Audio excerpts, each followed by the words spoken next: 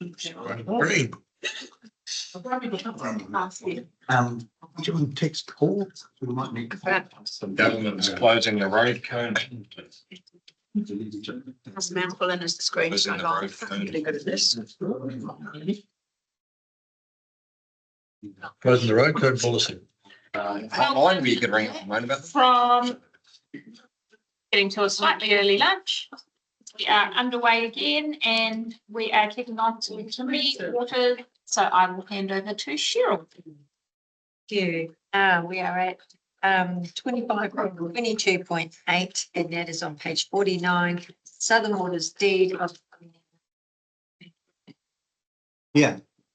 So this is for those who are, gone on this process over the last sort of 6 to 8 months. You will recall that we entered into a deed.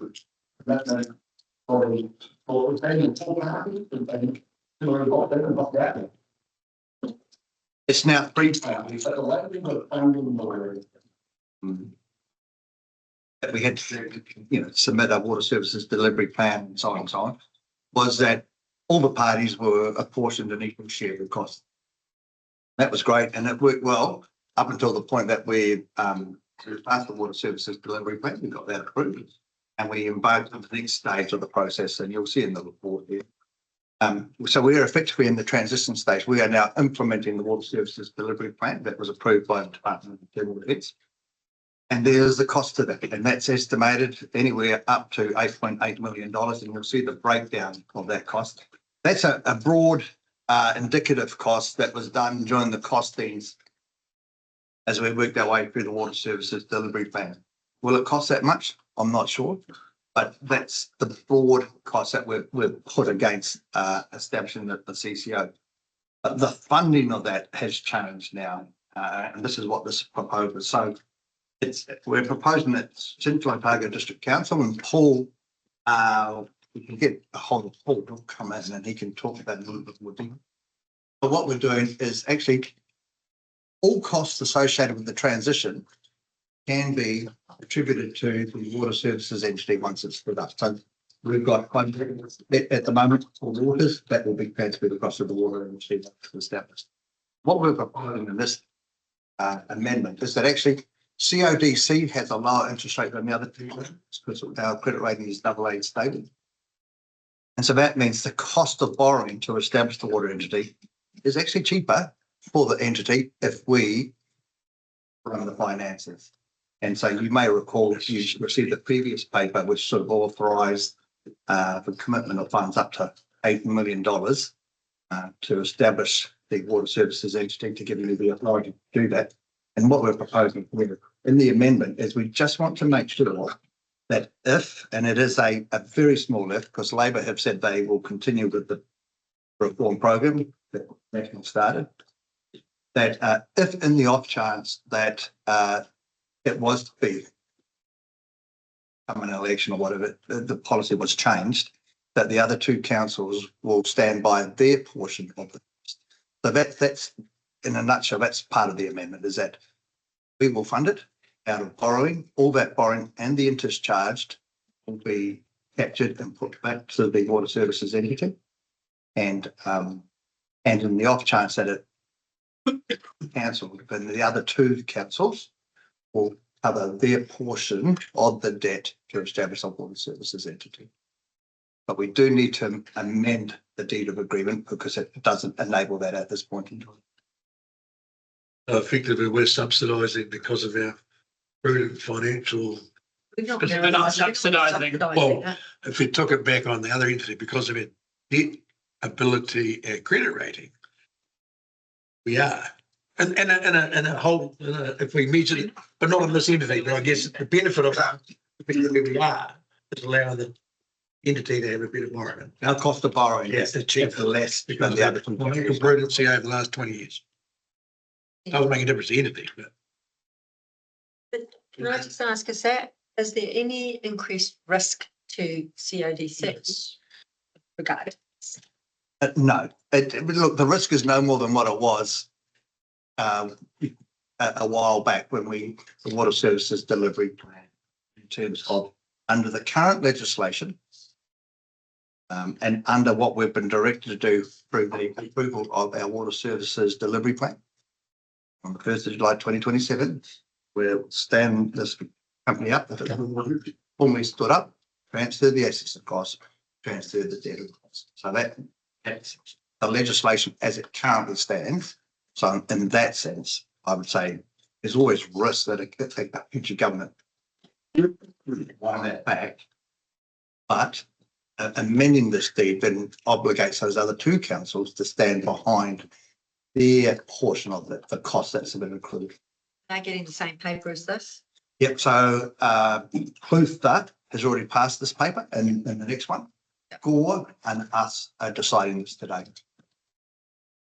So the first $1,000, $10,000, whatever goes, that's a portion to the three councils. They're on hook with their proportion right away. Yeah, so we've already spent against this sum, so we're just into the tab, so to speak, and effectively it's a freeway split. Plus interest, I think. Yeah. No, Plus the interest on the money. yeah. And so we can't be left carrying the can. No. But this agreement is what guarantees stand behind it. That's a three-way equal split or? Freeway equal split. If they don't cost So the us. setup, yeah.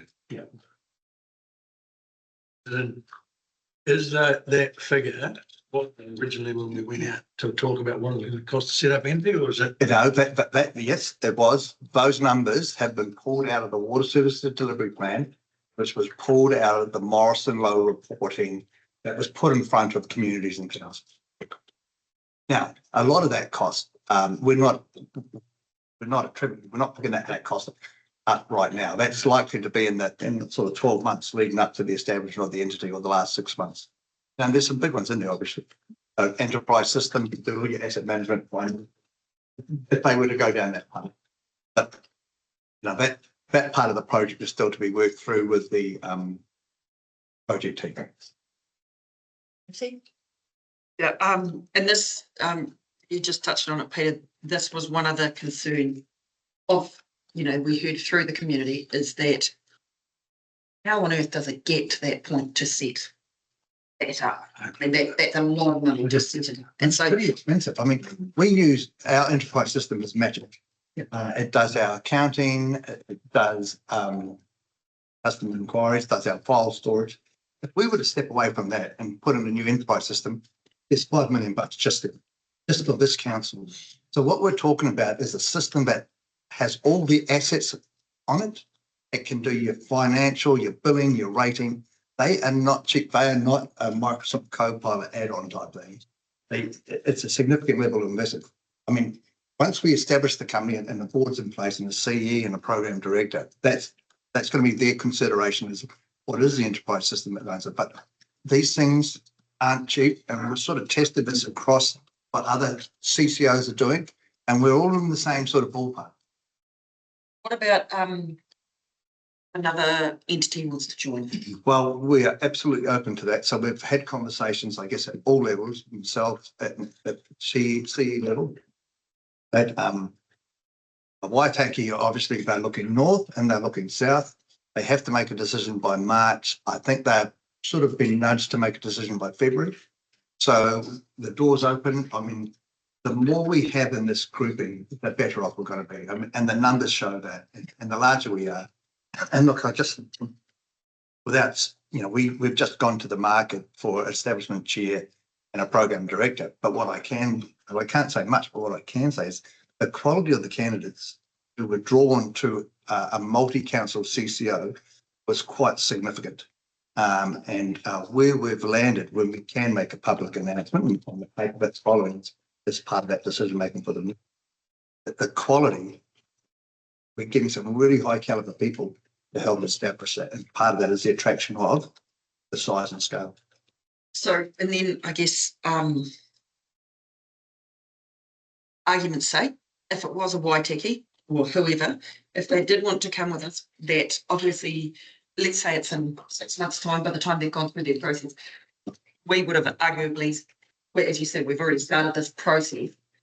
it wouldn't be, it still would be a portion Yeah, fairly, so, because I but they obviously. would, there'd be an entry fee, and that Yeah. entry fee would cover the work that we've done up to that point in time. So they had to, even though they stepped out, I can't remember exactly when they stepped out, let's just say they stepped out in July. They still had to pay for costs incurred in July and August to separate them out.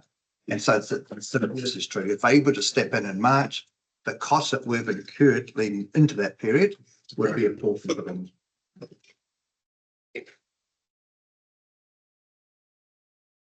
Question. Okay, so the recommendations are, A, we received the report level of significance, and B, rises the chief executive officer to sign the deed of cost sharing set out in attachment of the report on behalf of the council. Have a move and second, Tracy and Nathan. You, all those in favour? Against? Carried. 25.22.9 on page 54. Delegation to appoint Southern Waters Establishment Chair. Peter. Yeah, so this is, I sort of touched on this, really a strong group of candidates right for the role. 3 mayors supported by Sheffield, went through the interviewing process, have narrowed it down with a preferred candidate. But what we need is the delegations to the mayors to have that delegated authority again to come together and agree on an appointment. Proof has passed it, score today and ourselves today. And if this is approved, then that will enable the 3 mayors to formally appoint an establishment chair for the next 3 years. Good recommendation. I second So that would be made public. So we're just having to think about that because there's a little bit of, same with the program director, we're at the exact same spot. We have preferred candidates, we've agreed terms. CODC is the contracting agency and the employing council for the staff that are coming into the entity until we've created the entity. So they're paid out of that $8.8 million and we capture those costs when we hand that debt across. They're employed on our terms and conditions and standard agreements. We are now in the stage of Lou, she's drafting up that contract and the individual employment agreement for the program. We'll be sharing that with the third candidates, and then we hope to sign that this side of Christmas. But we're most likely thinking, again, we need the approval from the mayors to appoint establish chair. But with Christmas holidays and all that sort of stuff, it's probably that a public announcement would be made in the new year once we've got Christmas and all that. So we think it's quite significant in the quality of the candidates, such that, you know, you dump anything with Christmas to get a lot. Although if you dump it next week, it's already quite a slow news circle because lots of people have already gone on holiday and sometimes things get picked up next week. But otherwise wouldn't have got traction because there aren't as many reporters doing the work. But anyway, we'll be guided by the mayor's advice on that, because that'll be one of the questions that comes out that'll be asked of the mayors tomorrow is how would they like that media release? So we're preparing it. It's just when we release it. Oh, yeah, just, I presume that on page 55, where you say in that paragraph that it says in the interim, the establishment chair will be employed by Central Otago District Council, not the employer of Central Otago District Council. Yeah, it says the employer. Yeah, it's just the a employer. And technically, they won't be an employer, but they'll be contracted by Central Otago District Council, the establishment chair. And that'll be any, that hierarchy staff will all be. Yeah, the Central contracted Otago. or employed by us. Yeah. And eventually, once the company's created, we'll go through a process of working it through with the human resources side, how we transfer the workers. Is it going to be like, for example, the time that it was going to actually spend on this, on the contracts, etc., that will all be reimbursed to Central Otago? Well, that's actually a good point. We have standard contracts and we have standard employment agreements, and all we do is add in the remuneration sum and actually they get. So it's there's a little bit of work, but I wouldn't want to overstate it either. So just following on from that, you've got a web page up and running, Yes, and that was done by our IT department. no, that web page was done for a private contractor. Yeah. And we have a contracted comms advisor supporting the project team. Yeah. And So it's not in-house stuff. That's not. it's not in-house, but our ICT team are instrumental in making it happen in the background. So is it onerous on their resources or? Well, actually, the bulk of the work was done by externals. Yeah. Contracted, which basically all three of us are paying. Yeah, right. And they're funny. So they're just going forward, I mean, if it became something that our staff, CODC staff, then would there be some kind of? Yeah, there could be, like, I think if the new program director, part of her presentation was that she felt, 4 to 6 different staff on the new, but then you would use seconded staff. Well, if all counts as seconded staff, then you're probably not going to recoup that type thing. Unless you had to replace that seconded staff with a contractor back in the home office. So I think it's basically.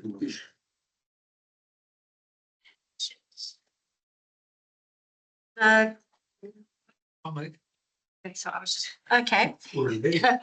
They're already- Sorry, Mike. So, okay, so, I'll move, who's second? you didn't accept? No, I was just going to read out the recommendations, but anyway, so Stu's moved that and Curtis is second A and B.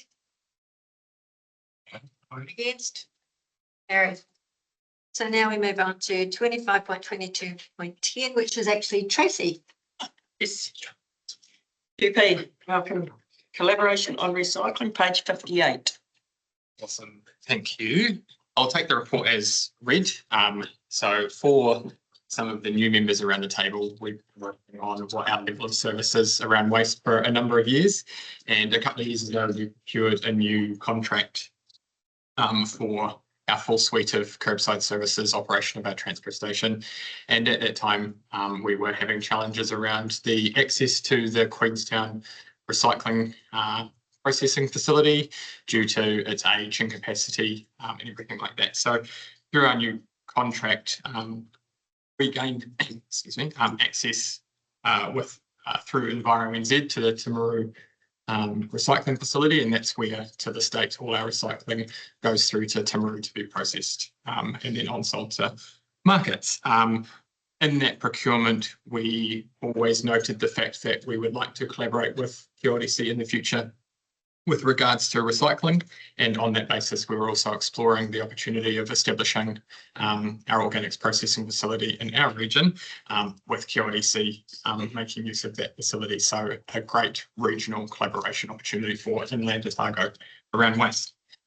Fast forward, QRDC has undertaken an expression of interest with regards to what materials recovery solution looks like for their district with consideration for us. And through that process, they're now going into the procurement phase and have invited us to include our material volumes in that for consideration. And so it does not put council to any level of commitment. This is more just an information piece to front what might come to you, back to you in the future if there is a good solution there to collaborate with QRDC and make use of a closer facility in Timaru. So I'll take that paper and take any questions.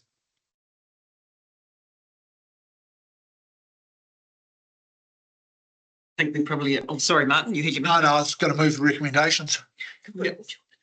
Okay, Martin, the seconder. Thanks, Sarah. All those in favour?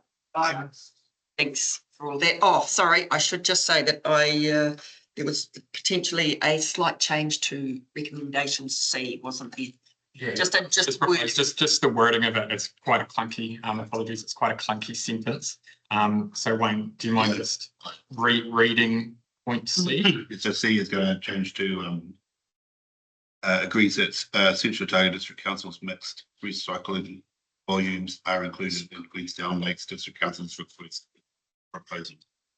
It just reads a little bit cleaner. Apologies for that. So everyone happy with that? Okay, awesome. Thank you, QP. That's fantastic. Great work.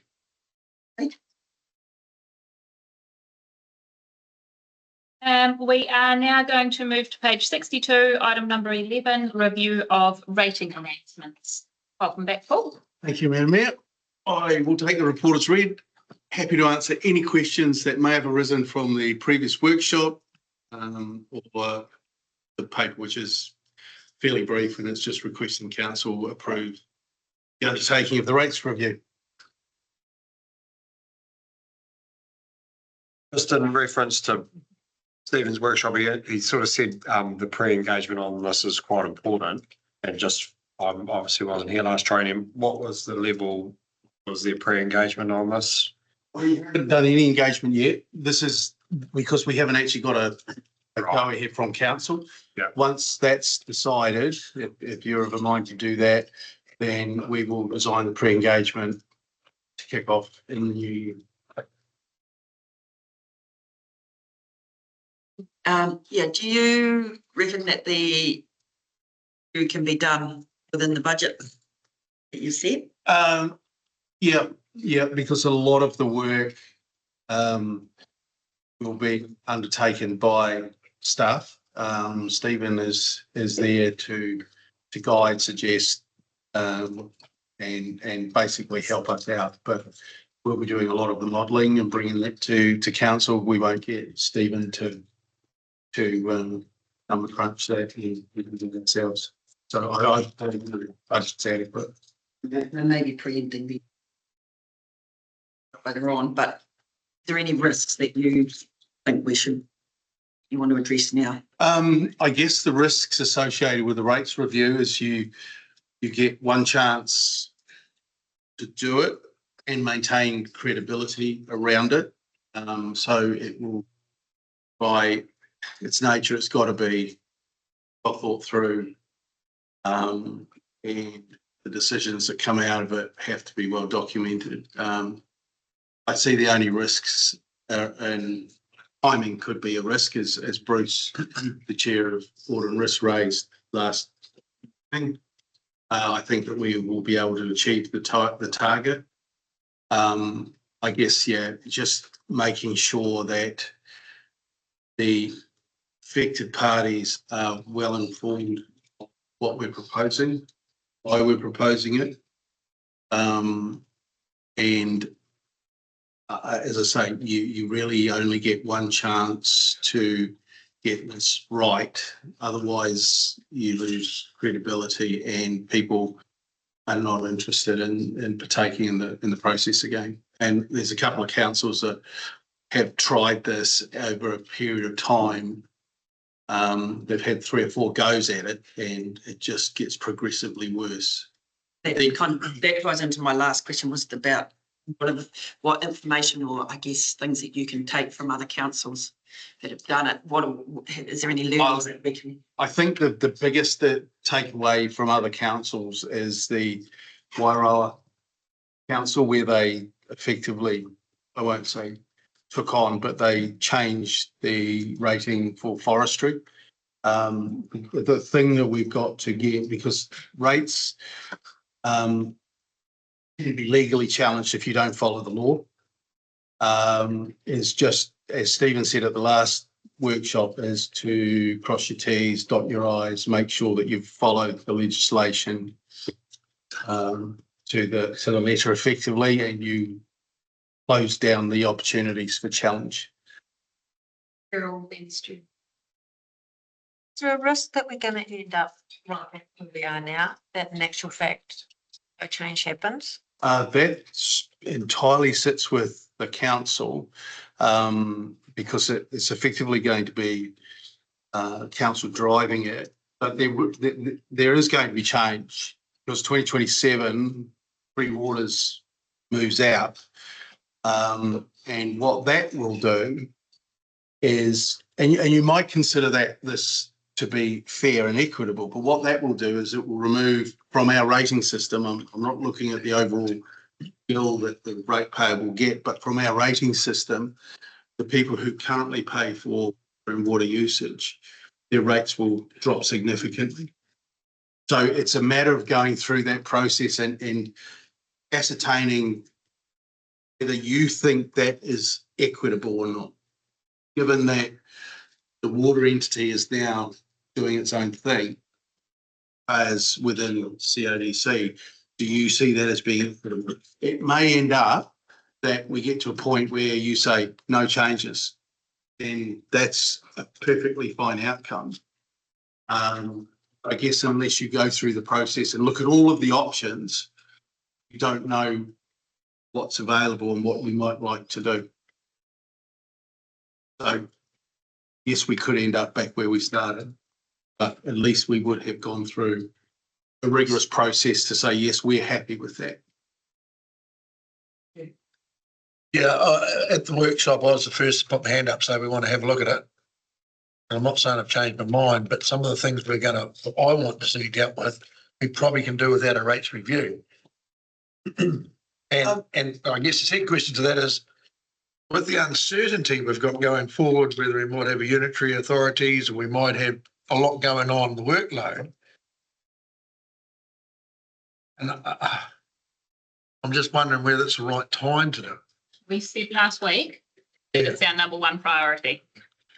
Yeah, but I do need to have a rates review to actually come up with some of those suggestions we wanted, I guess is what I'm saying. In terms of, if it's going to be done by staff, can we not have that as a workshop anyway? That'll be well, I guess the other part of the question is what you're really asking is, can the team handle it? Yeah. Well, yeah, I mean, we ought to look at a more fair and equitable way across the board. But do we need the review to do that, or do we have a workshop? So this is where we're looking at, and because look, it's a lot of work. Because I know pretty much where I want to sit, looking at rates from the division, and then maybe we start picking it off over a workload over the next It's year. got to be I done. think it needs to all be done at the same time, not picking off bits and pieces, because what we saw when we started moving the numbers on Paul's spreadsheet last time was the unintended consequences of moving one line has impacts and flow-ons for other lines. And if we can have some professional assistance in that, recognising that within this, when we get to 2027, when we would be looking to implement this, we'll have no three waters coming out. We'll have a really strong indication from the government of what sort of rates band we might be operating under. And I think that those two things tie into this, and we probably are going to need to resource it appropriately to get it done, as opposed to pick away at it. Yeah. in terms of the legislation, picking away at it is effectively every 3 years at an LTP. So you wouldn't necessarily, you might change one thing at this LTP and then consequence comes out that you kind of hadn't thought about. And then you either amend it, you do an amendment to the LTP, which is additional cost, or you wait till the next one, which is 3 years. So every 3 years you'd be doing that. And what you really want to be able to do is give ratepayers confidence as to what their rates bill is going to be. So if you, for argument's sake, look at it and say, well, we think capital value is a more equitable way to deal with rates. But we also think that the community facilities rate needs to be adjusted.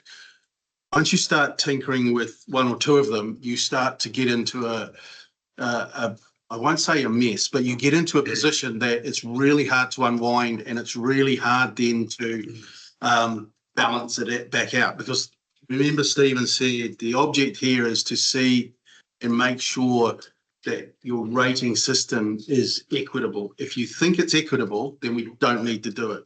If you don't think it's equitable, then we should undertake it.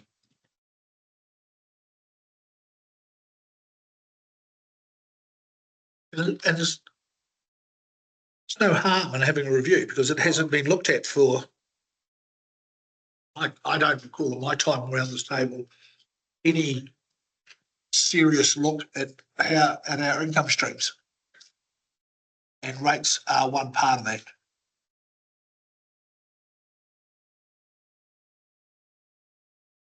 If we look at our strategy that we've set, this was a priority for us. Yeah, it was a big one. And I was the first to push it around the other day because I've been onto it for a while, but We've been raising this for a number of years, Stewie. I know. Don't get cold feet now. it's not getting cold feet, but it's like, you know, there's some of those things, and I understand you've got to do the whole process because it is unintended consequences. So we might as well hit it all together and get it all right. Because I I mean, I guess my answer to that would be if we do, depending on how the regional council thing pans out, that could be 2 years away. You've got to come up with something by 2020. So you've already then pushed it out. And then what's the next thing that comes up? I guess my comment is there's no really good time to do these things. And there's a lot going on that's coming at us in the future that if we set the rates correctly, wherever that may be, or a percentage of the rates or anomalies in the rates, that we can pick up some of that intended income that we've been told we have to find, whether it be gold mines or solar farms or dams or airports or whatever, commercial businesses and This is the time. businesses and everything. That's right. Might be the movement. Okay. Hey, it's good to have that. There is a huge amount of work coming, and we are going to have to prioritise some things over others to an extent. But I think this is something that is a priority and does need to be resourced as such. Yes. Stu's moving it. Who would like to second it? Thank you, Bob. Those in favour? Aye. Against? Carried. Thank you. Very much. 2, 4.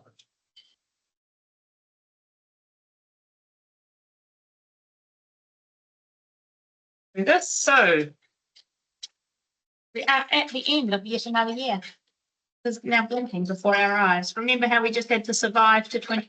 We've now survived the whole way through 25. Congratulations. I wanted to reflect that Minister Patterson did promise that our pants were going to be on fire by Christmas, and he did deliver. And there has been yet another announcement yesterday of the creation of a ministry of what appears to be absolutely everything except for Shane Jones's portfolio, somebody pointed out. So, And well done, Shane. well done, Shane. He's got his own. So that's just going to add maybe more complexity, maybe more streamlining. We've got a huge amount of government departments and Crown entities, so maybe putting some of them together might streamline some processes. Here's hoping. Community events and local engagement has been the season of school prize givings, and they are all magnificent. They all do their prize givings quite differently.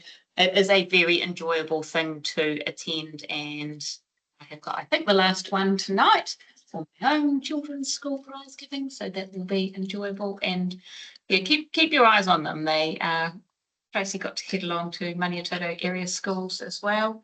It was a great day to celebrate our young people and their families. We also had another citizenship ceremony where I'd like to point out that we claimed 2 Australians. So, and I think there might be another one coming next one as well. So, 1 or 2 at a time, we'll get them back.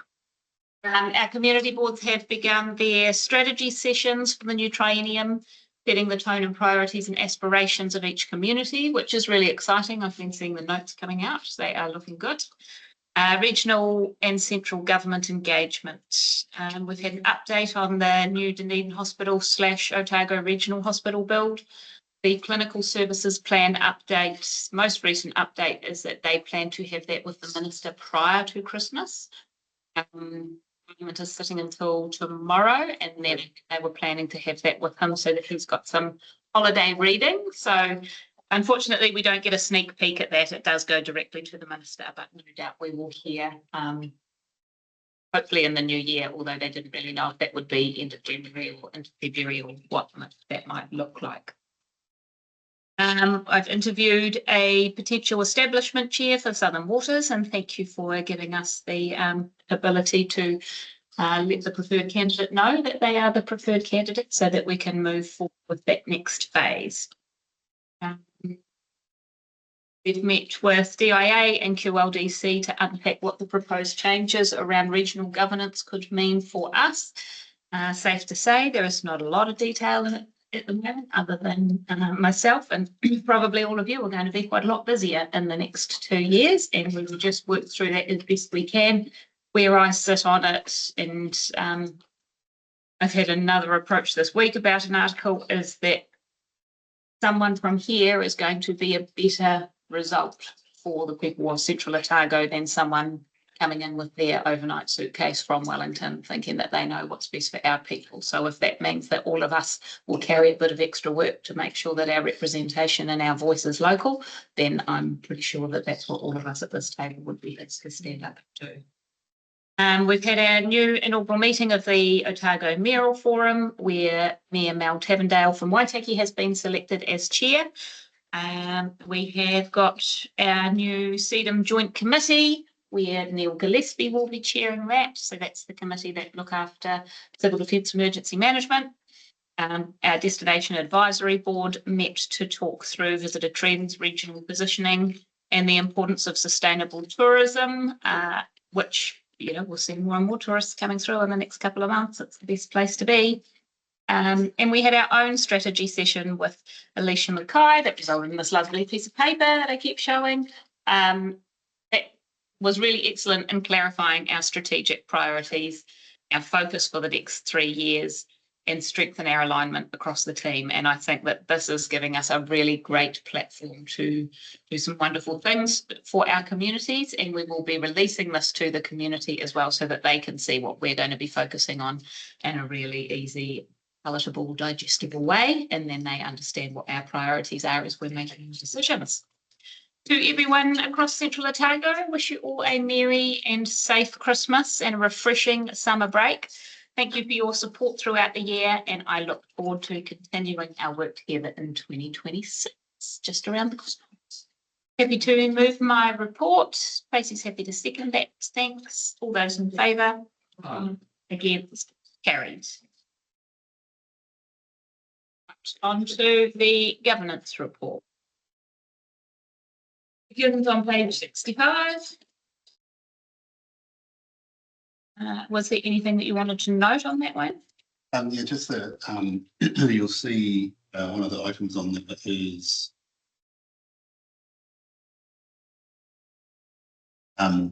so we're trying an idea of items that just need to be received going in there instead of sort of on the front. So we'll go see how that goes. Yeah. But I've got the report from the Otago Museum for 24-25 and the status reports. Anybody got any questions or comments on any of those? Perfect, noting that we do have a risk register update in the public excluded part as well as in here. I'm happy to move that the report be received and its contents noted. Charlie's happy to second that. Thank you. All those in favour? Against? Carried. Community Board and Committee Minutes from page 66. Quite a few of them there. Always good to have a read through of wards that aren't yours, so you can keep across what's happening in each area. I'd be taken as read. Thank you. I'm after a chocolate fish, I'm afraid, because Always one. yeah, It's it's normally always Stuart. one. I can't believe that the Vincent Community Board actually closed their meeting at 11:56 p.m. Oh, that's so committed. Was it 11:56 p.m? I believe not.